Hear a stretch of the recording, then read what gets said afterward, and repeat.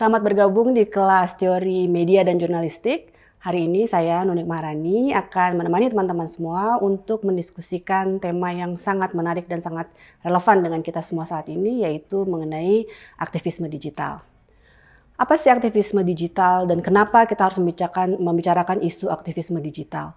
Jadi seperti teman-teman sekarang ketahui ya, sekarang kita hidup dengan perkembangan teknologi yang sangat pesat gitu, dan kemudian budaya untuk berpartisipasi dalam berbagai isu juga sekarang sudah terakomodir ya lewat teknologi yang sekarang kita gunakan dalam kehidupan kita sehari-hari. Kemudian kita juga punya kebutuhan nih saat ini untuk melakukan networking dan kemudian sharing knowledge yang tinggi begitu, dan kombinasi tiga faktor ini kemudian memunculkan yang namanya aktivisme yang bisa kita lakukan secara digital atau melalui media digital. Nah, kenapa kemudian kita harus membahas aktivisme digital? Memang apa bedanya aktivisme yang dilakukan tanpa diperantarai oleh media digital dengan aktivisme yang dilakukan dengan media digital? Nah, teman-teman, mungkin saat ini kita sering kesulitan ya untuk kemudian memperjuangkan isu yang menurut kita sangat penting, berjejaring tanpa bantuan teknologi. Nah, kehadiran sosial media terutama itu sangat membantu kita untuk berhubungan ya dengan sebanyak mungkin orang, kemudian berbagi aspirasi begitu dan saling mendukung teman-teman yang punya mimpi yang sama atau punya ideologi yang sama dengan kita. Dan juga saat ini kita hidup dalam budaya konsumsi ya, konsumsi media, konsumsi konten yang sangat tinggi karena sehari-hari kita menggunakan misalnya aplikasi Netflix gitu ya, Spotify misalnya begitu ya, atau bahkan media sosial seperti Instagram, TikTok, Facebook yang dimana kita kemudian membagikan berbagai isu yang menurut kita sangat menarik untuk didiskusikan bersama-sama. Nah, ketika kita bicara mengenai digital media, kita akan membahas dalam tiga aspek ya. Pertama adalah tentang representasi aktivisme global dan kemudian strategi ya untuk melakukan aktivisme melalui media teknologi digital, dan yang ketiga adalah isu mengenai resistensi menggunakan media digital. Nah, ketika kita bicara tentang digital media dan global activism, kita tahu ya bahwa saat ini internet itu adalah sudah menjadi bagian integral dalam kehidupan kita, tidak bisa kita pisahkan dalam keseharian kita, sehingga internet juga kemudian memunculkan atau memberikan ruang atas yang sebuah movement ya, atau sebuah pergerakan yang namanya network social movement. Network social movement yang dimungkinkan oleh internet ini kemudian memungkinkan kita para aktivis untuk saling berkoordinasi, saling mengorganisir diri untuk membagikan informasi, berbagi strategi, taktik gitu ya dan sebagainya, untuk kemudian kita bisa melakukan aktivisme baik itu secara maya dan kemudian bisa juga kita lakukan di dunia nyata. Nah, dengan hadirnya teknologi digital ini, kita juga kemudian melihat adanya peluang ya untuk melakukan disrupsi atau kemudian kita bisa memutus sebetulnya yang namanya monopoli informasi oleh pihak-pihak tertentu atau pihak-pihak berkuasa yang memiliki akses terhadap sarana-sarana propaganda. Dan kemudian akses ini yang memungkinkan kita untuk melakukan aktivisme secara digital. Nah, internet itu secara nyata ya sudah memberikan tempat ya, terutama misalnya kalau teman-teman belajar sejarah Indonesia, bagaimana reformasi kita itu berhasil ya diorganisir pada tahun 98, itu awalnya dimulai dari mailing list gitu.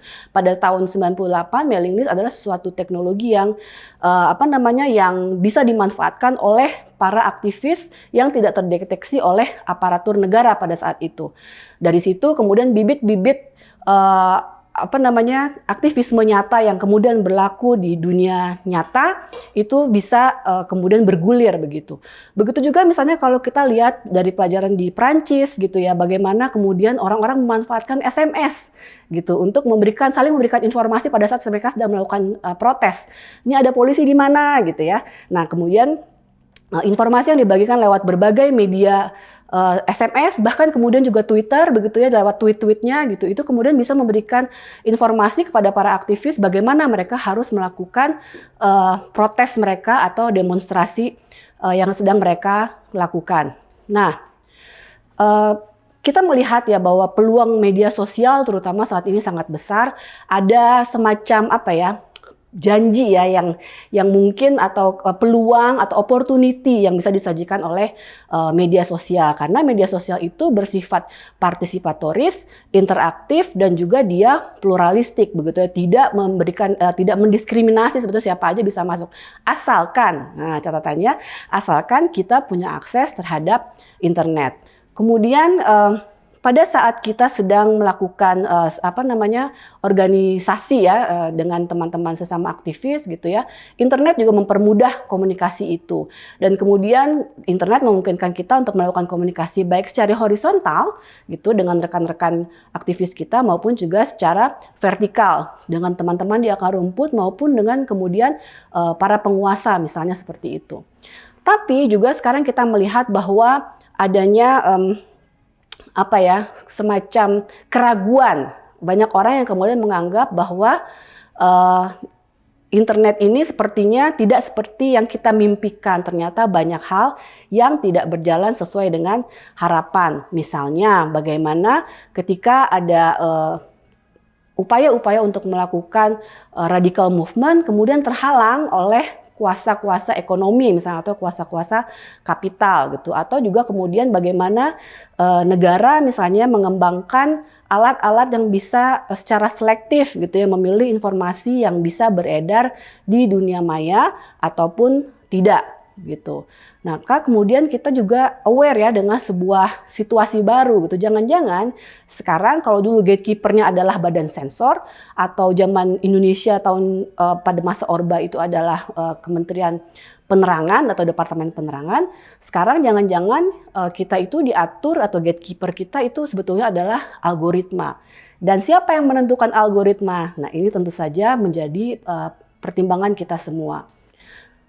Kalau sebelumnya kita menggunakan media itu khawatir ya dengan hadirnya Departemen Penerangan waktu zaman Orde Baru gitu ya, jangan-jangan dia akan melakukan sensor begitu ya, atau kita khawatir bagaimana pemilik media dan juga para politisi misalnya secara aktif gitu ya memilih dan kemudian membingkai informasi tertentu saja untuk dipublikasikan di medianya, sehingga kemudian informasi yang kita akses itu terbatas begitu. Maka sekarang kemudian kita akan melihat bagaimana algoritma ini bekerja di dunia digital. Apakah jangan-jangan algoritma itu sekarang sudah menggantikan peran Departemen Penerangan, atau kalau sekarang kita Keminfo gitu ya, Kominfo, dan juga kemudian menggantikan peran pemilik media atau para politisi dalam membatasi isi pesan. Nah, digital media itu kemudian bisa mengancam peran tradisional media atau media tradisional dalam menyampaikan informasi-informasi yang tidak ada di media arus utama. Contohnya misalnya bagaimana kita melihat gerakan Black Lives Matter, gerakan Me Too misalnya begitu ya, dan bagaimana kemudian kita bisa melihat kalau di Indonesia zaman dulu itu ada yang namanya Coin for Prita gitu ya, ketika dia bermasalah dengan pemilik rumah sakit misalnya seperti itu. Atau juga mungkin kita bisa melihat berbagai gerakan sosial lainnya yang muncul di media sosial melalui berbagai tagar yang digunakan sehingga mempengaruhi algoritma berita yang menjadi trending ya, atau menjadi viral. Nah, algoritma itu sendiri kemudian akan menentukan ranking bagaimana sebuah berita, sebuah informasi itu muncul di Facebook, bagaimana sebuah informasi itu muncul di Google, dan itu akan mempengaruhi juga ragam informasi yang akan kita konsumsi. Karena biasanya walaupun menggunakan kata kunci yang sama, ketika ranking penyampaian informasinya berbeda di laman Google misalnya, maka kemudian kita biasanya hanya akan menggunakan beberapa informasi awal saja yang ada di laman Google. Padahal mungkin informasi yang lebih komprehensif, yang lebih lengkap ada di laman yang lain atau di halaman yang lain gitu, dari suggested articles yang dimunculkan oleh Google misalnya. Tapi ini menunjukkan bagaimana algoritma sebetulnya berpeluang ya menjadi gatekeeper baru. Dan kita bisa melihat bagaimana gatekeeper dari informasi ini akhirnya tersentralisasi, hanya dimiliki oleh atau hanya bisa diakses oleh pemilik platform. Dan ini adalah peluang masalah ya yang harus kita cermati bersama.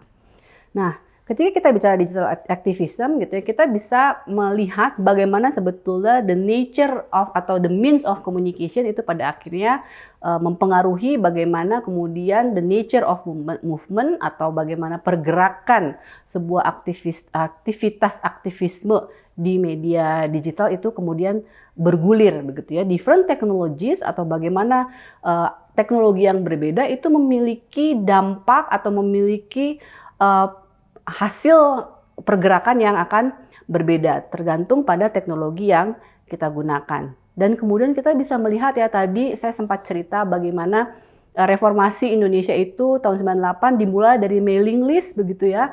Kemudian aktivisme bergeser ke dunia blog gitu. Orang-orang saling berdiskusinya di blog atau di forum-forum diskusi begitu ya. Dan kemudian bergeser lagi ke Facebook dan Twitter. Dan sekarang mulai juga tidak hanya Twitter, kita juga mulai bergeser lagi kepada TikTok misalnya. Nah, bagaimana pergeseran-pergeseran ini akhirnya juga mempengaruhi bagaimana aktivisme sosial itu bisa dilakukan dan juga bagaimana aktivisme sosial digital itu kemudian bisa memberikan dampak ya. Ya, apakah kemudian sekuat dari dampak yang dilakukan kalau kita melakukan aktivismenya secara langsung. Jangan-jangan juga nih teman-teman, kan ingat ya, kita tuh punya yang namanya aplikasi atau web change.org gitu ya, petisi-petisi online gitu ya, yang awalnya digunakan untuk mengirimkan petisi, menjaring dukungan terhadap isu-isu tertentu untuk disampaikan pada pihak-pihak yang berkepentingan begitu. Namun persoalannya ya, yang ini kemudian ditengarai oleh Merlina Lim, bagaimana kehadiran website-website petisi ini gitu ya melahirkan aktivisme baru yang namanya clicktivism. Jadi kita merasa kita ini sudah jadi aktivis kalau kita sudah klik si petisi online-nya gitu. Bahkan ada istilah namanya selektivism, di mana dalam selektivism itu kita di rumah merasa sudah menjadi pahlawan, ikut menandatangani sebuah petisi dalam isu climate change misalnya, atau dalam isu kesehatan misalnya begitu ya, merasa sangat berkontribusi ya pada gerakan sosial tertentu gitu. Tapi sebenarnya kita di rumah mengklik petisi itu sambil pakai piyama gitu ya, sambil tidur-tiduran, sambil makan cemilan begitu, yang sebetulnya bukanlah sebuah aktivisme ya teman-temannya gitu, tapi sebetulnya itu hanya tren saja gitu. Tapi karena kita merasa sudah mengikuti atau sudah memberikan dukungan kita lewat klik tadi ya, yang menandakan bahwa saya setuju, saya ikut mendukung, maka kemudian kita merasa bahwa kita sudah melakukan aktivisme, sudah melakukan sebuah upaya ya untuk mendukung sebuah isu tertentu, sudah jadi aktivis. Padahal tidak sesederhana itu ya teman-temannya untuk menjadi aktivis. Dan inilah yang kemudian digarisbawahi oleh Merlina Lim dan juga kawan-kawan. Nah, meskipun demikian teman-teman, bukan berarti kemudian kita tidak boleh atau harus memandang rendah ya petisi-petisi itu gitu. Tapi sebetulnya petisi-petisi itu harus berjalan beriringan. Kita harus melengkapinya dengan sarana-sarana yang lain. Jadi tadi teman-teman kalau memang menganggap bahwa isu yang teman-teman perjuangkan itu sangat penting, selain mengklik tadi website-website petisi, teman-teman juga sebaiknya mengikuti berbagai perbincangan, diskusi gitu ya di berbagai forum, baik itu forum digital maupun forum yang sifatnya langsung seperti itu ya, sehingga kemudian teman-teman bisa memberikan kontribusi yang lebih bermakna dalam memperjuangkan isu yang penting menurut teman-teman.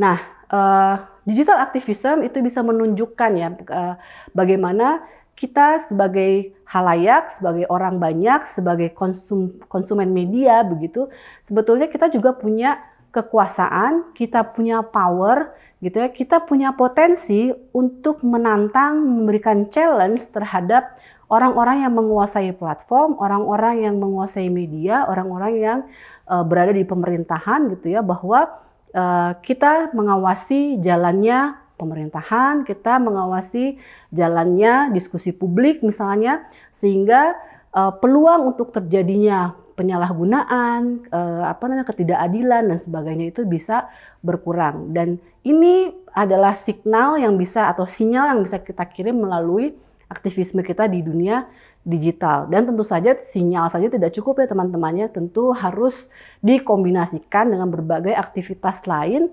yang bisa dilakukan di dunia nyata, hanya mungkin bentuk organisasinya, mengorganisir dirinya, menyebarluaskan pesannya bisa melalui media digital.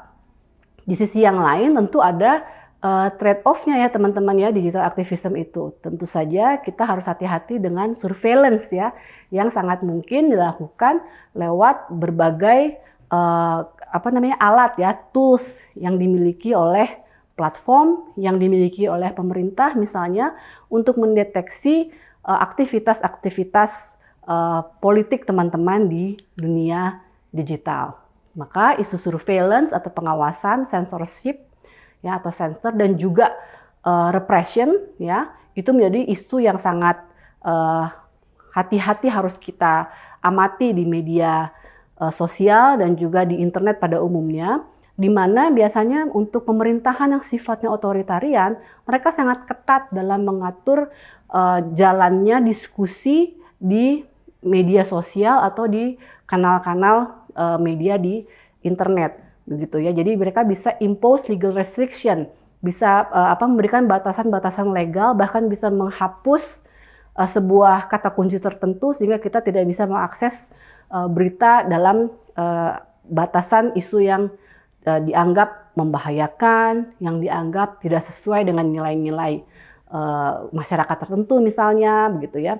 Dan juga ada isu lain yang kita juga sering temui ya teman-teman ya, bagaimana perbedaan pendapat seringkali semakin runcing di dunia maya, begitu, dan seringkali itu bisa memicu konflik di dunia nyata juga. Dan ini juga isu yang harus kita sama-sama perhatikan, begitu ya, bagaimana caranya kita bisa mengelola keseimbangan antara menyampaikan aktivisme kita dengan menghindari konflik yang tidak perlu di dunia digital dan di dunia maya. Faktor lainnya adalah yang juga kita sering lihat, bagaimana kemudian perbedaan pendapat di dunia maya juga bisa membuat orang melakukan praktek-praktek bullying gitu ya di dunia maya, dengan mempekerjakan sekelompok orang gitu ya untuk menyerang pribadi tertentu misalnya, atau membayar orang yang memiliki perangkat bot gitu ya untuk menyerang kepentingan tertentu. Dan ini juga menjadi sebuah isu yang perlu kita sama-sama perhatikan dan juga perlu kita jaga gitu ya, jangan sampai kita menjadi korban dari